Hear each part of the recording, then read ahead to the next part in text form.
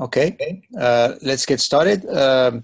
Welcome, everybody. Welcome to Patrick Barnard, who is going to talk to us today about coastal flooding around California as a result of climate change. Patrick is the research director of the Climate Impact and Coastal Processes team at the USGS. I think, Patrick, you have a background in geology. I didn't look at your CV, but most important, you're working on coastal flooding model, not the BAFTA model, but actually using hydrodynamic modeling to estimate the impact of rising seas and to the environment, and including many different processes as added to that, waves, storm surge, and river discharge. And you're working with a number of people on how this is going to affect not only humans, but also ecosystems. You have a very active program in outreach, and you're going to talk a little bit about that. And you're also very tightly connected with stakeholders, something that we as Earth system scientists are striving to do more, to connect our science with the people who are going to use it and get their feedback on what's most useful for them. So we are very thankful for your coming virtually here today and talk to us about this and exchange it with us throughout the day. So from there, it's all yours, Patrick. Thank you so much for being here. Yeah, thanks, Eric, for having me. And I already had a great chat with you, Matteo, and some of the grad students. So day's off to a good start. And I'm just going to try and cover a lot of ground here in terms of the research we've been doing at USGS and looking at storms and sea level rise impacts on the California coast. And hopefully some of it will stick. And so feel free to reach out afterwards if it doesn't, or if you have some follow-up questions or just want to chat. So I have about 7 modelers that work on this effort, along with myself and a number of other people. So I'm just a talking head. There's a really huge group. And then we also do a lot of work with the state, including Ocean Protection Council, California Natural Resources Agency. And a lot of this work that I'm going to talk about today was developed for California's 4th climate change assessment, which came out last year. And then we have lots of academic NGO partners as well. So just to move forward here, a common theme we're going to talk about is just the fact that we have all these flooding hazards, and really it's only a hazard because we're in the way. And Newport Beach is a great example. We've built really on sort of this razor thin margin between at the edge of the ocean, and so it's really not that big of a surprise that we are constantly dealing with this hazard of coastal flooding today. And it really is an issue today, not just for the future. So we're going to kind of keep coming back to that kind of concept that we've really just built up our environment in a very vulnerable location to begin with. And we don't need sea level rise to put us in harm's way. We're already there in a lot of cases. So let's see if I can get this to now move forward. Okay, so sometimes we kind of get questions about just what is the USGS in general. So I'm going to start there. There's about 8,000 of us across the country. The coastal marine group is really just about 400 of that, so we're pretty small across the USGS. What's important is that we're a non-regulatory science agency, so we have no oversight. We don't make any laws. We don't set thresholds or boundaries in terms of regulation. So we just do the science, and we have 6 primary research areas across the USGS: ecosystems, natural hazards, which is where coastal marine sits, energy and minerals, environmental health, climate impacts and land use change, and water resources. Although that one mission area was recently changed in the middle of the night to land resources for reasons you may be able to ascertain on your own. So I sit in the Pacific Coastal Marine Science Center in Santa Cruz, and our group is about just over 100, and we focus on all aspects of marine geology, from sort of deep water and sort of PO type of stuff to classic marine geology, geochem, geophysics, all the way through to coastal engineering. We have a marine facility with marine techs, electronics technicians, do a lot of small boat ops. And then, my group, the coastal processes team, this is a little outdated, it's a little bit bigger, but there's 3 research scientists. We have 6 tech support, which are pretty much modelers, and usually have a couple of grad students hanging around, and then lots of other people throughout USGS contribute to this effort as well. So our center's focus is on the Pacific Ocean, the Pacific Basin, and the rim. Primarily, I'm looking at coastal and offshore hazards, so tsunamigenic sources, and fault mapping, energy and mineral resources, coastal change hazards, which is what I work on, then habitats and ecosystems. So we do a lot of work along the U.S. West Coast, dedicated project in Alaska, a lot of work in the Pacific Islands, all U.S. territories and beyond. But we also collaborate with groups across the world, and done work, for example, down in Argentina. We work with the Aussies and the Kiwis and Japanese on different projects, and a lot of the Europeans as well, and also other parts of the U.S. with our other centers. So even though our domain is really the Pacific Ocean for this center, we work really all over the place. My current projects are kind of split into 3 different categories. One is coastal processes studies, just fundamental studies of how the coast changes, evolves through time, and the drivers for that change on all different spatial and temporal scales. And then the larger effort now is coastal climate impacts. And the goal of this project is to understand the impact of sea level rise and storms on coastal systems and human systems. And underneath this project is the coastal storm modeling system. And this is the system we developed to explicitly look at the impact of sea level rise and storms across the California coast and now beyond, which we've been developing for about the last 10 years. So I'm going to talk a little bit about these first 2 efforts sort of more broadly, and then focus a little bit more on the coastal flooding projections that we've been doing. So we have a pretty comprehensive monitoring program of the beaches in California. We have 3 focus areas in San Francisco, Santa Cruz, and Santa Barbara, as well as up further north in the Pacific Northwest. We've been working back over 20 years now. And this is really just to gather seasonal and annual data of beach change to help support modeling efforts, make models better, calibrate models, and make better forward-looking projections. So these are becoming now some of the longest continuous data sets in the world, and they're being used to develop models all over the place. So we kind of keeping those going in perpetuity. But to supplement that kind of work and making 3D beach maps, we also do aerial LiDAR. We do ground-based LiDAR here, so we can get a better look at the edges of cliffs, for example, on cliff faces, and gather millions of points in 10-minute scans to get really high-resolution information of the morphology. We're doing more and more structure from motion work, so we do this with oblique overlapping aerial images to develop digital elevation models. This is a really exciting sort of advance in the last 5 years, I'd say, in terms of remote sensing, because we can mobilize quickly, we can gather information that's at sort of 10 centimeter scale resolution, and now the accuracy of these DEMs is beginning to approach that of aerial LiDAR, which was sort of the gold standard for about 2 decades, but now we can collect this kind of information from small aircraft or drones, quickly mobilize, and we can now capture these massive events, whereas mobilizing aerial LiDAR could take months. We can get out there in a matter of hours to days. And for example, John Warwick's group captured this Mud Creek, this massive landslide along Highway 1 back in 2017 from oblique aerial photography, and then using structure from motion to develop the DEM. So this is a nice advance in just getting more and more data, higher resolution,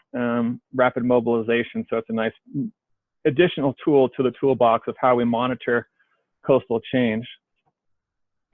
The other thing that we do on a regular basis is measure the bathymetry, and we have this jet ski system with kinematic GPS and echo sounders that we go back and forth through the surf zone. Up and down the West Coast. We've been doing this in some areas for over 20 years now, and in California for as much as about 16 or 17. So a lot of the coastal change that we observe is in the near shore. The beach is really just the tip of the iceberg, so to speak. About 90% of the seasonal change you could see that you can't see is actually below the surface. So this is just an example of a profile at Ocean Beach in San Francisco from about 30 of these surveys, just showing how dynamic that zone is. So we do a lot of work looking at how that part of the coast is changing just beneath the water line to give us a better understanding of how the entire system is evolving. And lots of other forms of data collection, depending on the study that we're doing, deploying instruments for measuring waves and water levels. We have video cameras in a number of locations for looking at things like rip currents and run-up lines and bar locations. A lot of multi-beam bathymetry to look at the surface of the ocean and what that could tell us about the hydrodynamics and the flow features in some of these critical areas, and then grain size analysis as well. But one of the things we've been focusing on most the last decade in particular is continuing to push the envelope in terms of numerical modeling and understanding more spatial resolution, the patterns of flow and interactions between waves and currents. And this is just an example from San Francisco Bay, which is a very complex current structure. And it's a kind of area where you can't possibly capture the complexity with just a handful of in situ instruments. And so this is just an example of where you really have to use numerical modeling, use the observations for calibration and validation, but to really get a full understanding of the complexities and of a particular region, you have to go the numerical modeling route, especially in terms of the hydrodynamics. So we do this at the local scale, but also do this at the global scale. So in our climate work, we're very much interested in the future evolution of the wave climate. And so we take, forcing from the latest suite of scenarios developed for IPCC and develop global wave models, and then dynamically downscale those to regional and local levels for looking at the actual coastal hazards. And this is just an example here of one particular model run, which just shows that, even though we're here up in, Southern California, these south-facing beaches, the wave climate is in large part controlled by what's happening in the Southern Ocean.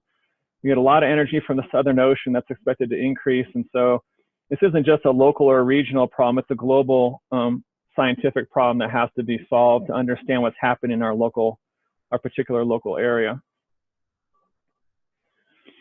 Now, I've been really involved and interested in climate variability, so we're going to get to the long-term climate, but short-term climate variability, it really is a dominant control on hazards, especially on the US West Coast. And so got really interested in this during the Central Pacific El Nino in 2009-10, the so-called El Nino Mordecai. But then, so we've been monitoring this stretch of coast for a long time now, and we saw some interesting patterns with that. There's historically been a lot of anecdotal information about the massive El Ninos that have hit SoCal in 82, 83, 97, 98. We have a lot more robust measurements now. And so when the 2015-16 El Nino came along, we were ready. And although this was really a disappointment from a water resources perspective, we didn't get the typical really heavy rains of an El Nino. It was still one of the most powerful El Ninos on record, in the top 3 over the last 150 years. Depending what index you look at, it was #1 in the Oceanic Nino Index, even above 97, 98, which just tracks sea surface temperature in the Eastern Tropical Pacific. But the MEI, which is a little more comprehensive indice, it was #3 in a reconstruction that goes back to 1871. So it's a very powerful event. But the storm tracks were a bit north, so we didn't get a lot of the rain, but we did get a lot of wave energy. And in the tropical Pacific, it was extremely active, 9 major hurricanes, which was the most ever recorded, and also the strongest tropical cyclone ever recorded in terms of maximum sustained wind. So it was a bomb. We just didn't get the rain that we really wanted to as we're in the midst of a drought. But if you look at the oceanographic forcing, and you can see what I'm talking about here. And so this is basically looking at the wave energy anomaly every winter since 1997-98 based on the mean for each winter. And so you see, and these are wave buoys across the whole of the West Coast from Southern California here to Washington. But basically we had huge waves in this El Nino 97-98 and equally huge waves in 2015-16. So it didn't have the wind. and the rain locally, but we had very large waves. And I'm going to talk about why that's important in a second. But what was unusual about this last El Nino, we typically have this gradient where we have a larger anomaly in Southern California and a little bit more reduced in Pacific Northwest.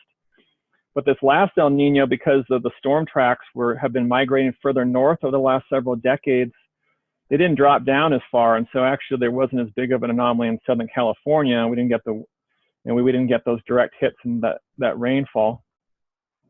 But we're also lucky in that we had about 5 years of below average wave energy leading into this El Nino. And so that let the beaches were in pretty good shape before that happened. Second figure or panel down here is the direction anomaly. And so typically El Nino, we have a big shift to the south, like we did in 97, 98, where waves come more out of the south, and it really disrupts littoral patterns across the region. And we had the same thing in 2009, 10, but we really didn't have this anomaly in 2015, 16, because these storm tracks were further north. The waves were coming more from the north. So we didn't have these dramatic shifts in sediment supply along littoral cells as we did. And whether this is a sign of things to come is hard to tell, but there is definitely a more polar migration of storm tracks in the background. Last thing that we typically get during El Ninos, in addition to bigger waves and more southerly waves, and with the exception of 2015, 16, is we have warmer water. We have these coastally trapped waves that move up the coast. And so we get higher water levels, on the order of 10 to 20 centimeters like we had in 97, 98, about 10 centimeters in 29, 10, and about 10 centimeters as well in 2015, 16. So we often use these El Ninos as an indication of what sea level rise might look like in the future, sort of with elevated water levels for entire season and coastal storms on top of it. Okay, so we pulled together survey data from across the US West Coast for this El Nino, and we have this incredible sort of detail of the shoreline response across all these different areas going back 20 years or so. And so all these different sites, and what we found, we had this big accretion sort of event lasting over about 5 years or so, and then this El Nino hit, and we had some of the most dramatic beach reductions in California history because of the wave energy, and also the fact that the beaches were quite heavily accreted. But this is very typical. We have this kind of reset during all these El Nino events. We have significantly elevated wave energy, so the beaches are eroded, and then it takes some time to recover, just about till we get to another El Nino event. And so that's what's shown on the top here. And then in the middle here is the erosion anomaly of that winter. And you can see 2015, 16 just sticks out across all the different study areas in terms of some of the most significant erosion ever recorded on record across the US West Coast. But, significantly sort of much less erosion in the years preceding, which was a benefit to the community, so that it wasn't already in an eroded state when that El Nino hit. Another thing just to comment on too is that precipitation matters. So we had this very unusual El Nino where we had large waves and very little rain. So if you have a lot of rain, typically the watersheds are moving sediment out to the coast, and we can have some resupply. We're in the midst of a drought, and in fact, we saw a reduction in one of our proxy beaches in terms of sediment supply dramatically during the course of the drought shown here, and then an additional reduction during El Nino. So the patterns of precipitation and oceanographic conditions are important for the long-term evolution of the coast. So just to summarize here, we had beach erosion that was about 76% above average. We saw historical minimums at a number of beaches in California, but the landward movement was buffered by nourishments and some lower energy winters beforehand, and the drought was a major factor. And so this work was summarized in Nature Communications paper a couple years back. We also pulled together data from across the Pacific to look at the response of different other modes of climate variability. And so we got together with colleagues from Japan, Australia, New Zealand, folks in Hawaii, and across the whole of the US West Coast, plus British Columbia, and looked at beach change data from 48 sites across 5 countries, 3 continents. to understand how these different modes of climate variability influence coastal hazards across the entirety of the Pacific. And so besides looking at ENSO, we looked at the PDO, we looked at the Southern Annular Mode, we looked at the Arctic Oscillation, all these different modes to see what is driving coastal change throughout the region. And what we found is that El Nino is just the dominant driver of coastal change across the region. And more specifically, ENSO. So during the positive El Nino phase, we see a significant elevation of wave energy in the eastern North Pacific. And conversely, we see a reduction in wave energy in the Southwest Pacific, Australia, and New Zealand. And this is primarily during boreal winter where these patterns really emerged. And then with shoreline erosion, it's basically amplified. We see much more erosion during El Nino winters, and the opposite is true in Australia. And then conversely, also during La Nina, these numbers are basically reversed. Australia, New Zealand get hammered, and the West Coast, Eastern North Pacific gets hammered. Or sorry, during La Nina, we have a reduction in the amount of erosion we expect in the Eastern North Pacific during La Nina. So it's kind of this seesaw pattern where these different end members affect different parts of the Pacific. And moving forward, there's some research that suggests that these end members are going to become more extreme, so we'll have more significant El Nino and La Nina events. So even without sea level rise, we could see an increase in coastal hazards just because the magnitude of these events is expected to increase based on some research. So this is some work that we published a couple of years back in Nature Geoscience to look at this sort of more broader picture of what's going on. Okay, so shifting gears now. So we have all this really anecdotal evidence. We talk a lot about the future, and sometimes it's thought about in this dystopian way, but there's plenty of anecdotal evidence and right in your own backyard of these large events that have happened in the historical past, like the 82, 83 El Nino, which is really the biggest bomb for California in many, many decades, which a lot of us remember. I was grew up in Southern California, remember all the piers I loved in Santa Monica, Redondo Beach being destroyed in the February 1983 series of storms that hit during this El Nino event. And so we have this evidence from all over that these things have happened in the past. We're not just looking at this sort of future increase in storminess. We've had these events that happen on a periodic basis throughout the California coast that are putting us in harm's way. And we're seeing this happen more and more frequently. There's parts of Santa Cruz in my own backyard now where these roads now we're seeing flooded every year during an annual storm, which maybe before were happening every 5 years or every 10 years. There's lots of vulnerable areas throughout the state that are just becoming, and these are the areas that it's not going to be a surprise when the flooding just happens more and more frequently. But what's happening, or a lot of observations now throughout the state too, is just on high tides, we're seeing flooding, so-called sunny day flooding in these very low-lying areas like Imperial Beach, where it doesn't take a storm. It just takes a high tide or extreme high tide, a king tide, where these kinds of issues can happen.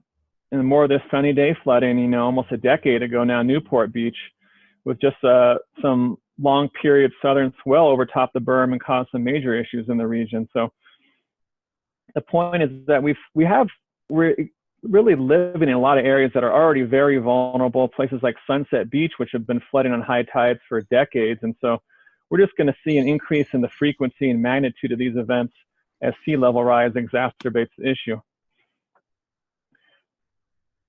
So just let's get back a little bit about climate science and just some basic fundamentals. Here are the temperature observations that NASA's put out based on 6,000 weather stations, just to reinforce the idea that we have this incredible body of information across the whole sector of different climate science disciplines, including temperature, which shows how rapidly things are changing, especially in the recent decades. And so I think it's just something to keep in mind. This is really preaching to the choir here, but just that the body of evidence is so substantial, but we have to keep repeating these kinds of messages over and over when we go out in the communities, that this is all based on observations. I mean, in this case, we're talking about literally billions and billions of data points from throughout the world captured in this particular animation.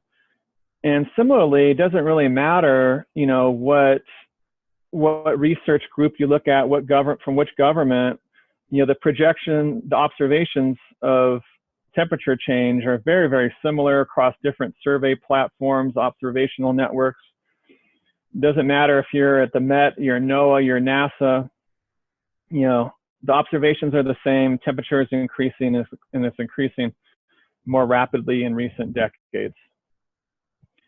And if anyone's looking for a good sort of accessible book to pass on to students, especially in the social sciences or sort of the non-science fields, if you have some classes like that, this is a great book by John Englander, which has a lot of nice climate factoids, which kind of just focuses in on some nice little morsels that you can relay to the general public about climate science and the observations that have been made throughout the world. In this case, it's just a simple one, which shows that the rate of temperature increase in the last 2 decades is 70 times faster than any time in the last 20,000 years. So we get this argument all the time. You've all heard it. Well, the climate has always changed. This is nothing new. It's part of the natural system, but 70 times faster is not part of the natural system.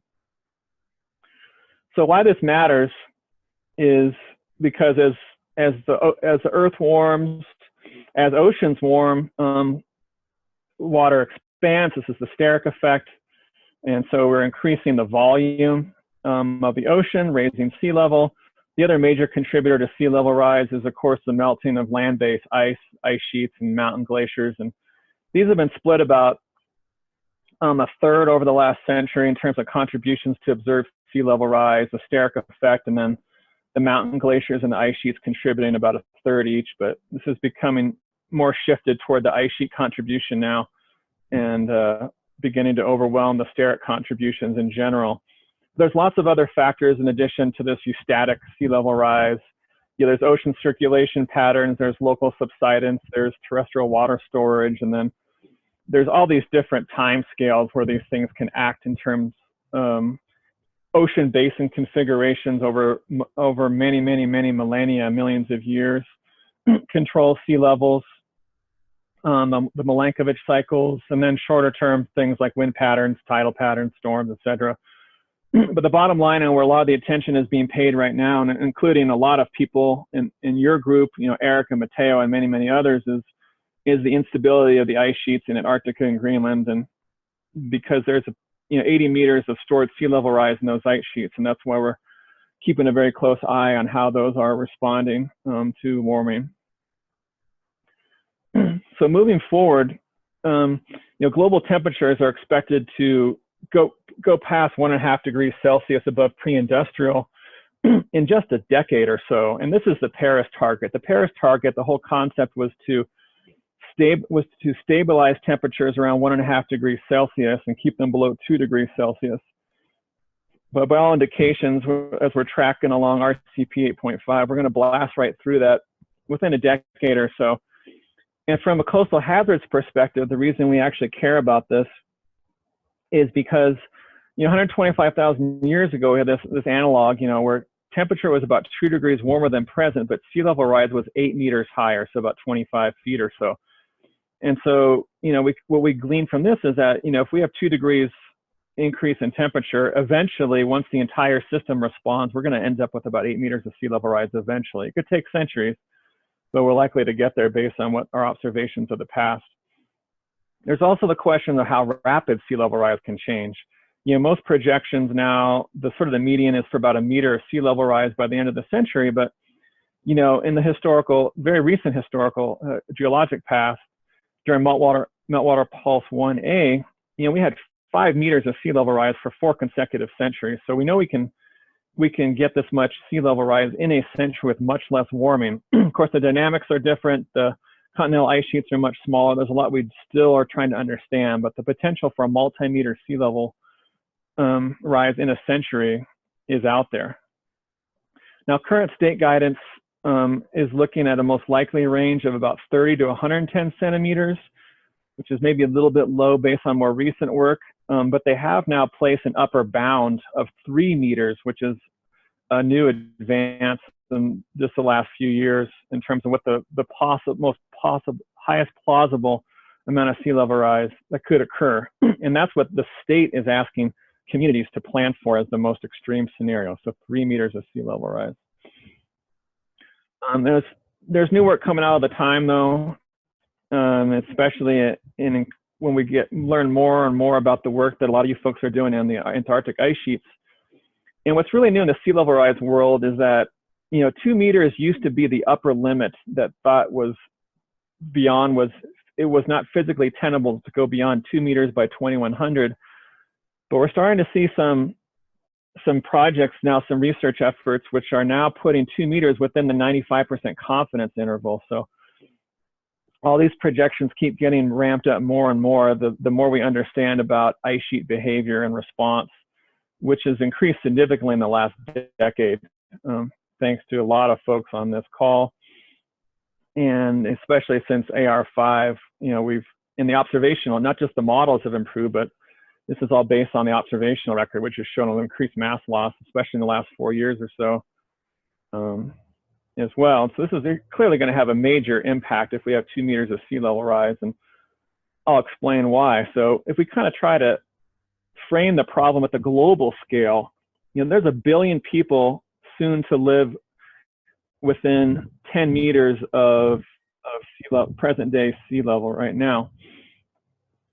And there's currently 700 million people living in that coastal zone. So we're on our way to 1 billion.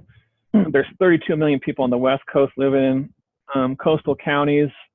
Just really simple bathtub projections suggest that about 1 million of those people are going to be exposed to daily flooding by the end of the century. And we look at the statistics of sea level rise, extreme water levels. Sea level rise is likely to cause the once-in-a-lifetime flooding event to occur annually by 2050 and every day by 2100. And this is especially true on the West Coast. We have a very, very narrow band of extreme water levels. That is, we don't get a lot of storm surge. We get, pretty large waves every winter, but they don't fluctuate considerably. So we sort of live and have built our infrastructure in this very narrow band with very little freeboard. And so just a little bit of sea level rise all of a sudden changes something that would happen once in a lifetime to every day, every single high tide by the end of the century. We talk about people exposed to flooding in a bathtub sense, but when you consider storms, you consider coastal change, about 3 times more people would be at risk. And so it's really important. That's a niche we've tried to fill with our group, is to consider how the coast responds dynamically over time and how dynamic water levels affect community exposure to flooding. And in doing so across California, what we've determined is that on the order of 600,000 people and $200 billion in property will be at risk of sea level rise and storms by the end of the century. And placed in terms of GDP, this is about 6% of GDP, so it's a really big number. There's a lot of resources that are concentrated right along this narrow coastal strip, and so it's pretty significant. And when you look at these impacts by the end of the century, based on historical wildfires, earthquakes, this is a number that's about 10 times larger than the worst wildfire seasons that we've ever had, the worst earthquakes we've ever had. So this is a really significant issue. The problem in the past is that the approaches to assess this exposure have been done in a static way using passive models, bathtub models, only considering tides. This is a very nice sort of first order screening tool to look at this potential issue, but it's only going to get your everyday coastal flooding potential. So it's going to underpredict hazards. And an example here is from Foster City, which is one of the lowest lying parts of the state, which shows an area protected by levees with just 25 centimeters of sea level rise, but a lot of the area in green here is below the flood surface, below the bay surface. But once you add a significant storm to the same sea level rise scenario, you can see that the potential for flooding across this entire city is significant. And so we've tried to bring along in this coastal storm modeling system all the physics that relate to water levels along the coast forcing them with global climate models, including wind waves, atmospheric pressure, shoreline change, all these different components that go into a hazard assessment of the coast, and then doing this for a huge range of sea level rise and storm scenarios. So to do this, we have to incorporate seasonal effects like El Nino. We have to consider storm surge, locally river discharge, wave-driven processes, which are the dominant driver of flooding on the outer coast. So wave setup and run-up. And then also the land is moving up and down, depends where you are. It's very complicated in California. So all these factors have to be considered, and that's what we've tried to do in our work across the state. And we've been marching up and sort of up and down the state, and we're done with the entire sort of southern 2/3 of the state now, and in looking at these sea level rise and storm scenarios, and we're underway in the North Coast now. But this covers about 99% of the populated regions of California now. So it's all done in the can. We predict these hazards for a full range of sea level rise and storm scenarios. So 0 to 5 meters, and then from the daily conditions to your 100-year storm, using the latest output from the CMIP, now CMIP 6 suite of models. Most work in California is done with CMIP 5. And then what's really important, I'm not going to probably emphasize enough, is that all the tools we've been developing has been in really tight collaboration with federal, state, city governments. Lots of outreach, lots of interaction. Also, we can streamline, we can customize the products to directly feed it into their planning process. So we're not just developing things that aren't going to be used. We know that these can fit right into their framework so they can make decisions with the model results right out of the box. Okay, so the model framework and what it looks like. So we scale from the global to the local. So we take the wind fields from the latest global climate models for CMIP 5 and CMIP 6. We feed this into global wave models, and then we dynamically downscale to the Eastern North Pacific. And once we get to the more regional scale, this wave modeling is done with WaveWatch 3, and then this all starts talking to all the suite of Delft models in the sort of shelf scale and near shore, including Delft 3D Flow and SWAN.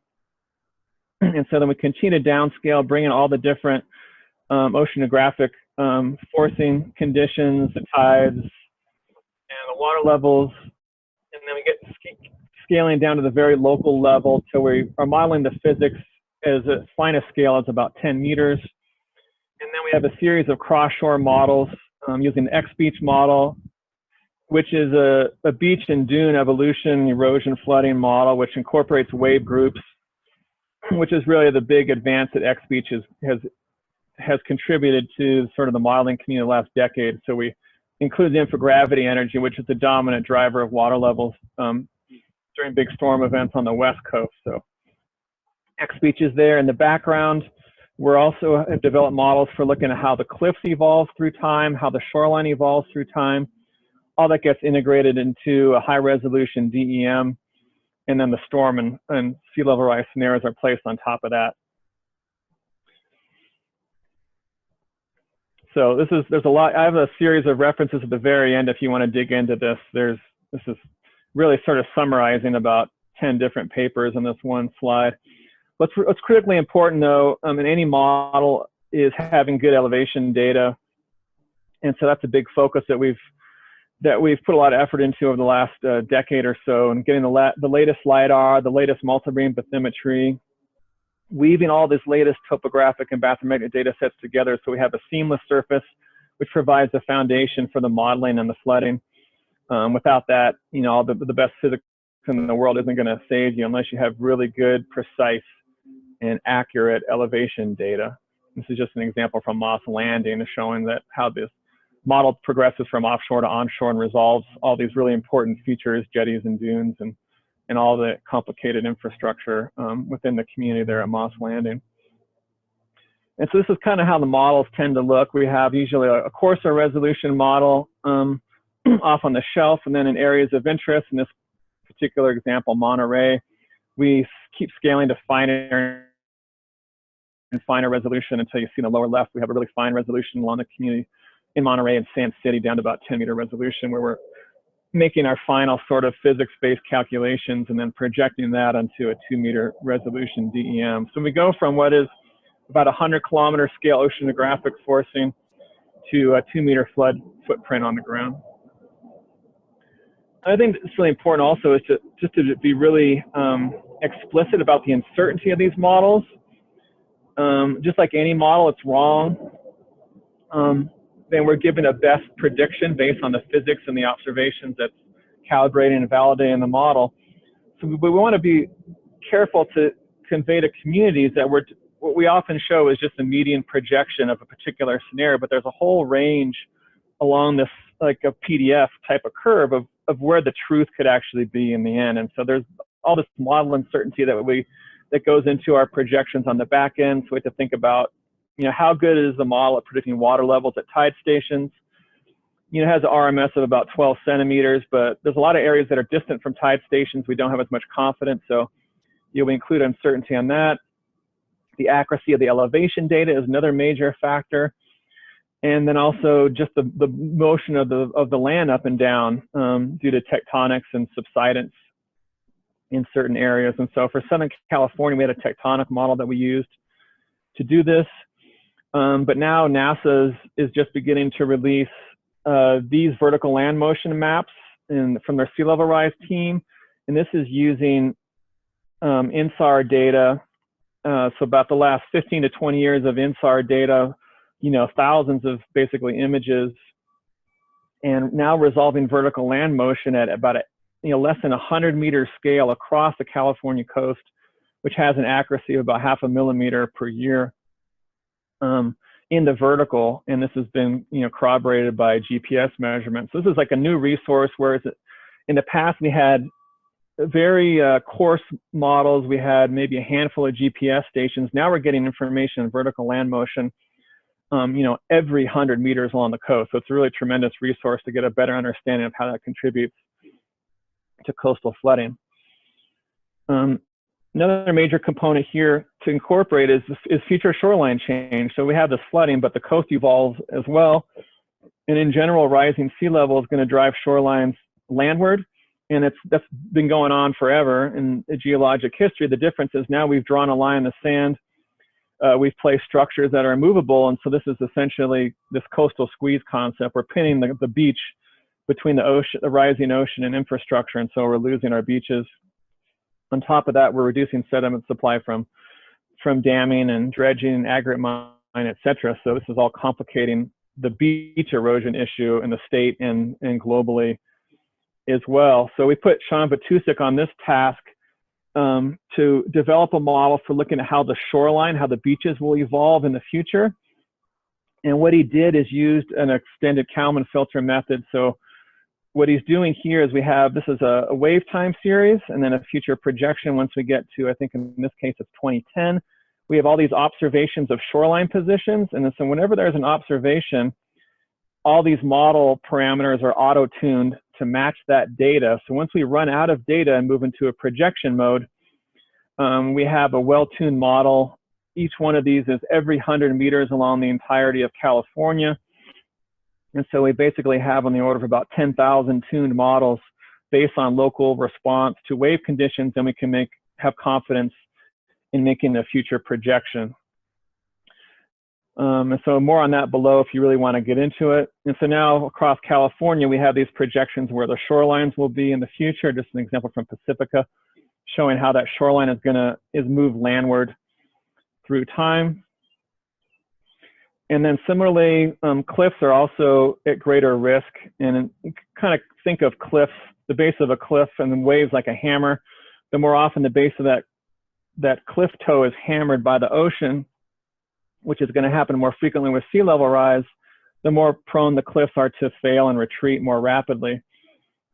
And so this is another factor we had to consider when we're looking at future impacts on the California coast and integrating this into the flooding.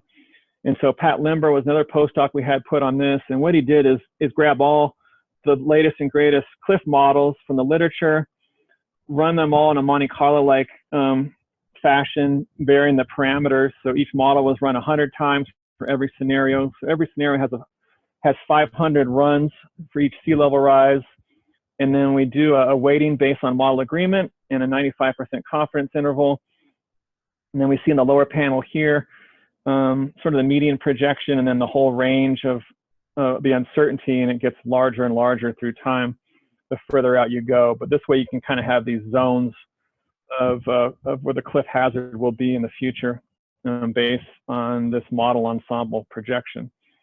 And so there's just an example showing the median projection, which is really common for a common sort of outlook for a lot of these coastal cliff, these areas where there's lots of infrastructure, you know, Malibu, you name it. This is a Capitola, but you can see there's a lot of homes that are in this potential hazard zone over the next century and beyond because of this.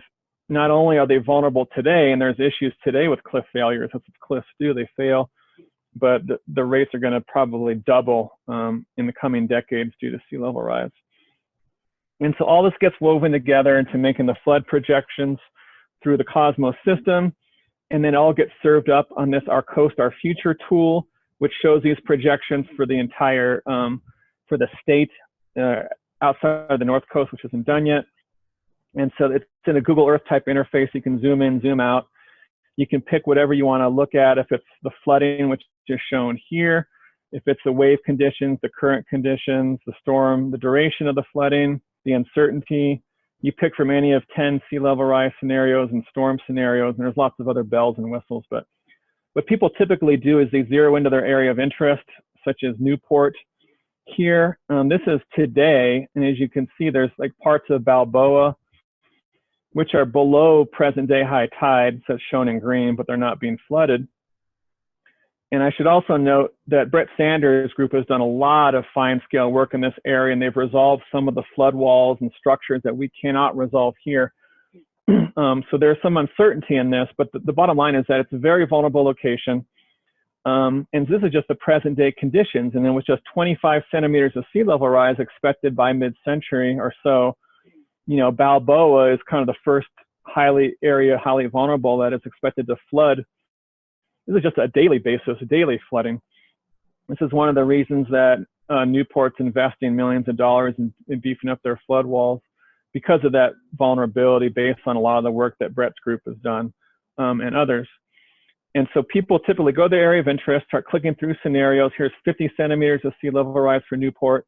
Here's 50 centimeters of sea level rise with an annual storm. And you see the peninsula there is becoming more and more susceptible to flooding. And now we add 1 meter sea level rise plus an annual storm. And then finally, possible end of century sea level rise under one of the more worst case scenarios. We see most of the areas vulnerable just to an annual storm, not a 20 or 100 year. So one of the more vulnerable sections of the state, but Orange County in general is very low lying. A lot of coastal Orange County is essentially reclaimed estuaries, and so it's not that big of a surprise that we should have this kind of vulnerability, but just to reinforce that it is there. And if we think about uncertainty and incorporate that, these potential flood zones expand even more dramatically. So, you know, outside of San Francisco Bay, Orange County really is ground zero for some potential impacts of climate change and storms. But, you know, in doing a lot of our outreach, you know, early on, especially the question kept arising is, you know, what does this all really mean to the bottom line? And so we developed this socioeconomic tool known as HERA, Hazards Exposure Reporting Analytics tool. And there's a link here. This is the tool you can play with and look at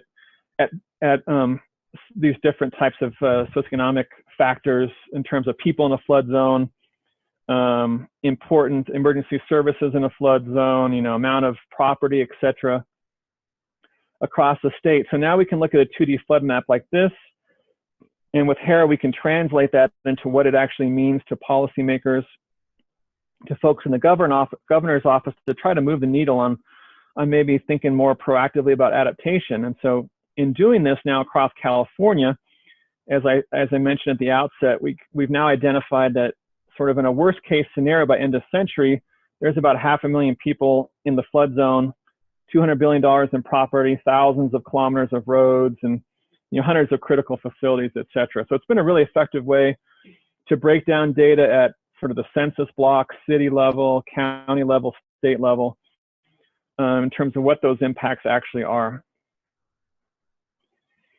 Okay, lastly, there's another hazard, which is really, we started getting more and more feedback too, especially from like water treatment facilities and a lot of these sort of these infrastructure, heavy infrastructure projects and sites along the California coast, that you're starting to see like pump stations rusting more and more frequently due to saltwater intrusion. So we wanted to add an additional module to Cosmos, which talks about how the water table is responding to sea level rise along the coast. Now, these are images from Miami, which is sort of ground zero for sea level rise impacts and the water table responding.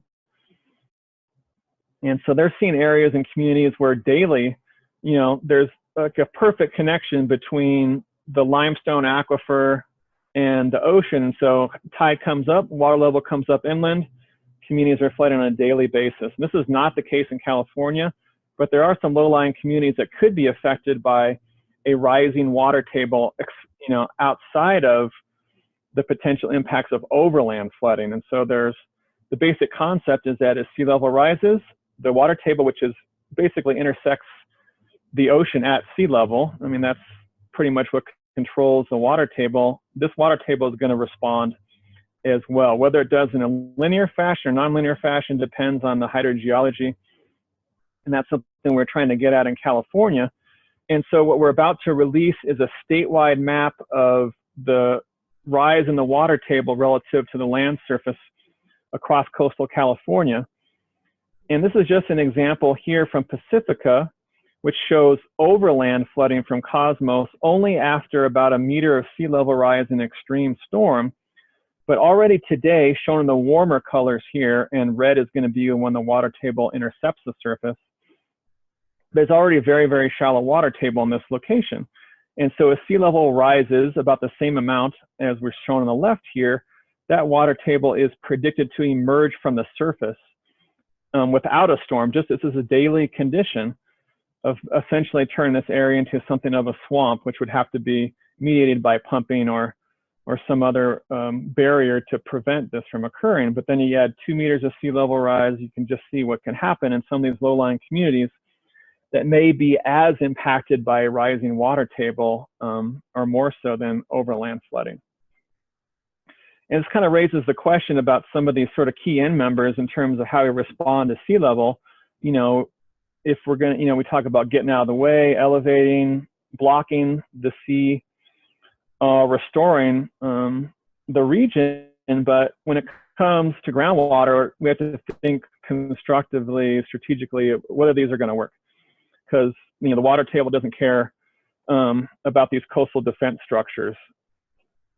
So it's a complicated issue. And so there are other ones just to consider in general, which I've touched on here for the 21st century, and that is, you know, there's a lot of uncertainty. We don't know what the 21st century sea level rise curve is going to exactly look like. We know we're tracking along higher RCP projections, but we don't know how we're going to respond in the coming decades from like a, you know, socio-political standpoint, for example. There's uncertainty about how storm patterns are going to change, whether it's increase in storminess in other parts of the world or here, whether El Niños are going to become more severe. That's still uncertain. We don't know how the shorelines are going to evolve. We know based on our research that we could lose half of our beaches if all the infrastructure remains in place and we keep holding the line and we don't nourish beaches. So that's an issue. And more than that, we don't know about the human factors, how we're going to manage the coast, how we're going to respond to these kinds of issues. And that's going to affect the projections that were shown today. And then the last topic I want to touch on here, I'm taking up plenty of my time, is how are we going to communicate the science and really move the needle? And there's really been a big push the last 4 years at science communication. We're still way behind. We still need to work a lot more with social scientists, psychologists, and how we communicate the science.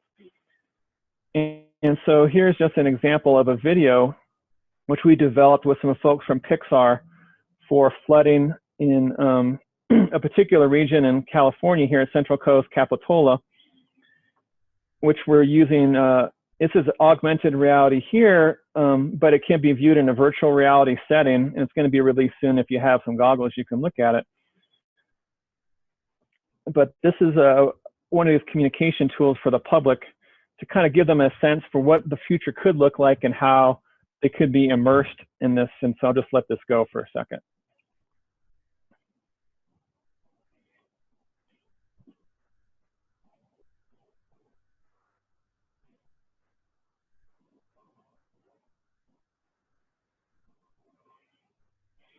So this is all based on Cosmos data. So all the elevations are real. Everything is fundamentally based on the science, but just using some more sophisticated special effects and animation and using this virtual reality structure to try to immerse people in this information and get them to really feel and understand what the future might look like if we don't do anything. So this is just one example of a way we're going to try to communicate the science in a more effective way to the public. We've also done some work down in Santa Monica using augmented reality. We did this through this OWL project, and these are telescopes that you see at the beach. And what happens is you go there, you look through them, you see the present day conditions. We know where the shoreline was prior to massive amounts of beach nourishment in Southern California. And then you click through and it says this is what the future looks like with 1 meter sea level rise. And this is what the future looks like with 1 meter sea level rise plus an extreme storm. And then you click through again and say, well, here's a possible solution that can mitigate the potential impacts of this flooding. So just another tool to try to engage the public based on science, not just a pure, it's not a cartoon. This is, everything is based on science here to try and engage the public. In this case, you had about 10,000 people come through and look at this and fill out surveys to tell us what they thought about it. So all this work collectively is going into a larger effort at USGS, which I'm helping push forward to build these kinds of products, these kinds of flood maps across the entire of US and US territories. We've done this for southern 2/3 of California. It's currently being built out in Alaska, in Puget Sound, Southeast, a bunch of Pacific islands, and we're working toward having a complete seamless coastal flood map projections for all of the United States within about 5 to 7 years using this sort of fundamental Cosmos framework that I talked about today. So with that, just wrap up and say, we're moving this toward the national scale. One of the things we're working on a lot more now is satellite imagery and how to leverage this incredible new sort of data stream from satellites with sub-meter scale resolution and daily passes to help to support our modeling work. Using the most recent release of global climate models to resolve finer scale weather patterns and features such as atmospheric rivers and tropical cyclones, and doing a lot more work on operational flood modeling of late too, especially looking at compound flooding. So all these information is here. Contact me anytime. You can get all the Cosmos data here for a direct download. You can also look at it interactively at our CoStar Future or the socioeconomics and the HERA tool. So with that, I'll turn it over for questions, and just note that when you make this public, there's lots of references here at the end if you're interested in really digging deep into any of the aspects I talked about today. So thank you so much for your time, and happy to field a few questions before I overstay my welcome. Thanks a lot, Patrick. Fantastic talk.